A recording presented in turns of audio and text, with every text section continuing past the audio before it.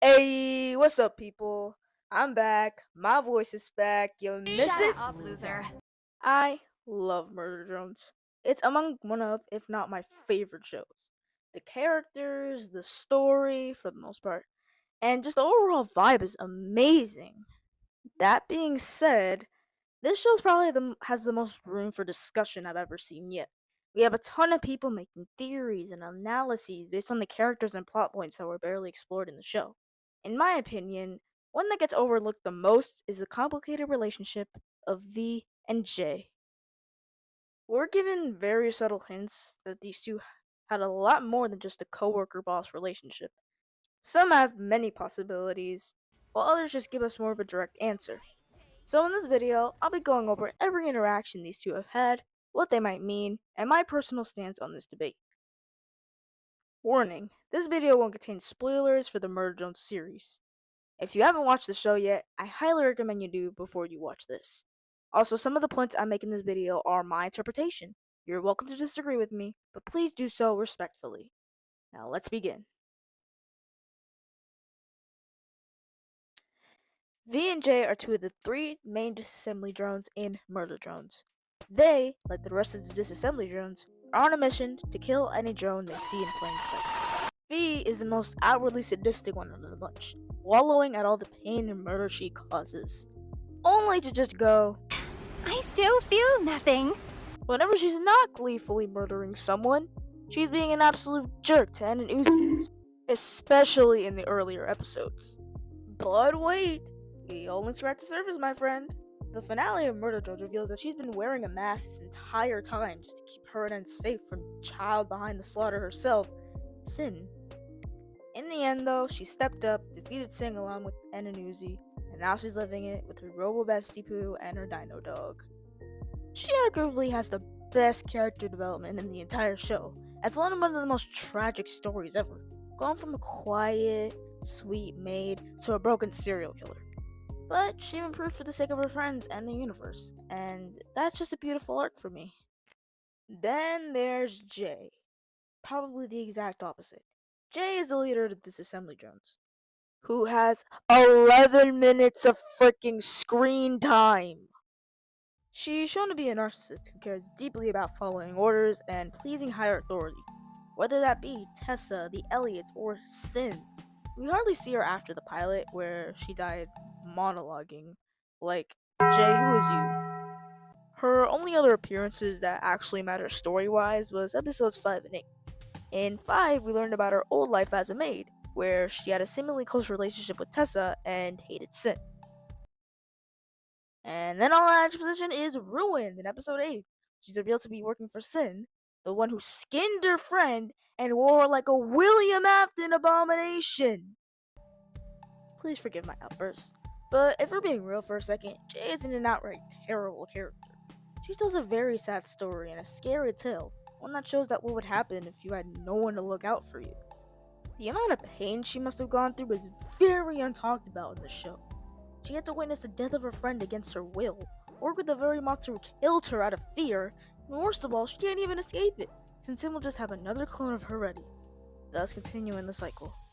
She's a very dark character, and more complex than the show gives her credit for. Now that we have a clear understanding of who these characters are, it's time to look throughout the show and see their interactions. Like I said earlier, we don't see JL too much after the pilot, so their interactions are very limited. Some episodes don't even have them talk at all. However, we can still pick out relevant actions and dialogue that can help us uncover this. Let's go in order. We're first introduced to the two, who have little to no respect for N, unless he does something not useless for once.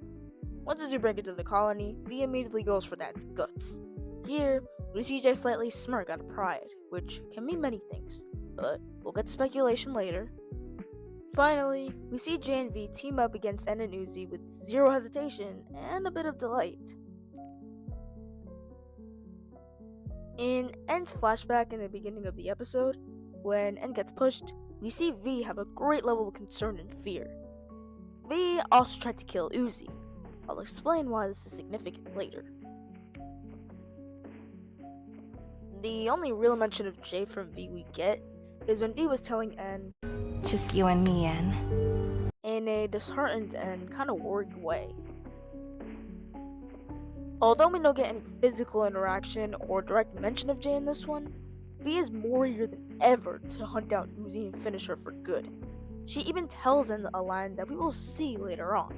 Do our jobs, and that thing leaves us alone. Don't know what you're.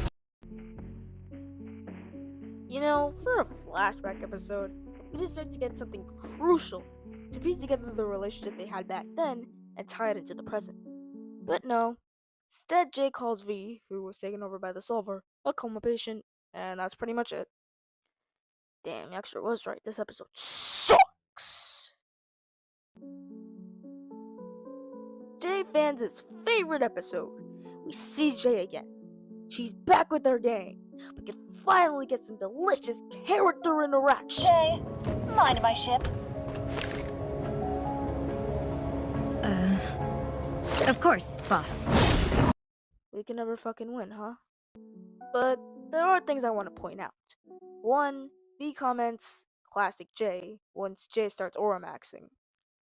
And two, when she's asked to check on the ship, she looks back at V and N, somewhat hesitating before taking off.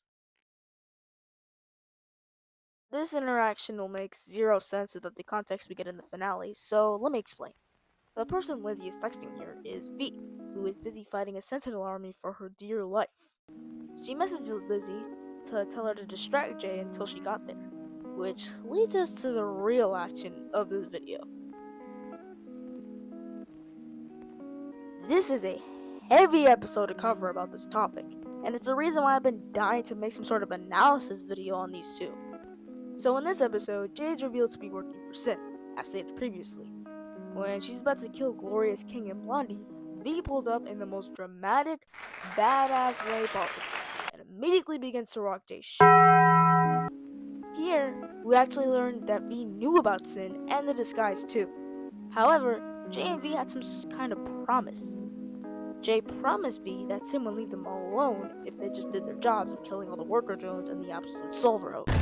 We do our jobs on this planet, and it leaves us alone. That's why V was so eager to kill Uzi in the first place. She believed Jay and just wanted to keep her team safe. Jay explained how they've both been tricked by the Solver. It tricked you. If I promised you anything, it tricked me too. Based on the line, we were supposed to get away, Jay. I'm assuming by tricked, Jay means being able to live in a life away from murdering the absolute Solver. After a sick-ass fight, Jay then offers V a hand to join her and Sin, to which V refuses very violently. Small detail, but the two of them just stopping everything after Uzi releases her null onto the planet is hilarious and kind of wholesome in a way. But of course, the fight continues and Jay outright tells V, I never needed either of you. Jay kicks V one last time in their final interaction. V and N slashes Jay's arm off and she is sent falling underground. Now that was a lot, but what does it all mean? There's many interpretations that the fandom has come up with. One person on Discord suggested that there's a power dynamic going on, where V is somewhat intimidated by Jay. Others say they're frenemies, just straight up enemies, or they just don't care about each other at all. There's also, of course, the shippers. All these interpretations are fine and can be backed up with the interaction shown. However, I'm here to say that Jay and V had a healthy bond prior to episode 8. When the group became disassembly drones, Sin kept V and Jay's memories intact, meaning they still remembered each other. Since Jay had full contact with Sin, she was able to get Sin's promise of letting them live if they followed orders. The fact that she let V in on this and even promised her the same thing shows that there was something going on, whether that be in the manor or early on in their disassembly drone life. And V wholeheartedly trusted her, shown by how eager she is to kill every drone in sight, especially Uzi. She even restated what Jay told to her to end in episode 4. This is probably why V sounded so defeated when saying her and N were on their own in episode 3. She was probably nervous to go it alone, since Jay had all the information they needed, and she trusted her. Even the smaller details could hint at a healthy bond.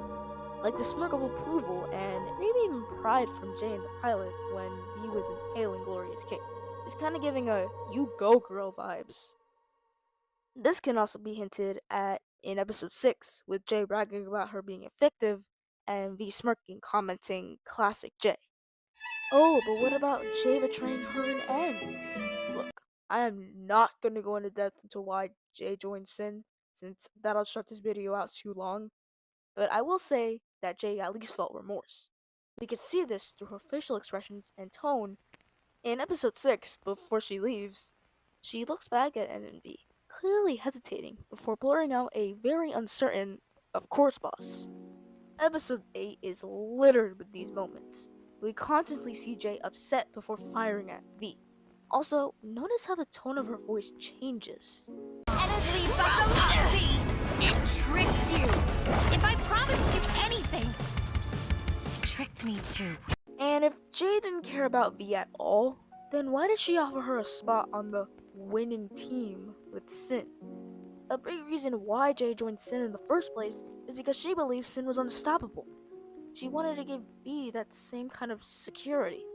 Unfortunately though, V refused, which led us to the next conflicting point. If Jay did care about V, then why did she say she didn't need her anymore after she refused the offer? Personally, I feel like that was all a facade, a mask to shield her true pain and protect her ego. I mean, just think about it. What does Jay stand for? She stands for obeying higher authority.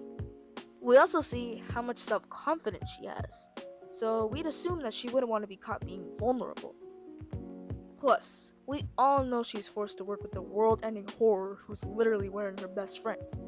That in and of itself is a huge trauma, but combine that with being turned into a weapon and forced to leave the past behind to obey that same entity, that's just the universe shoving a middle finger up your throat.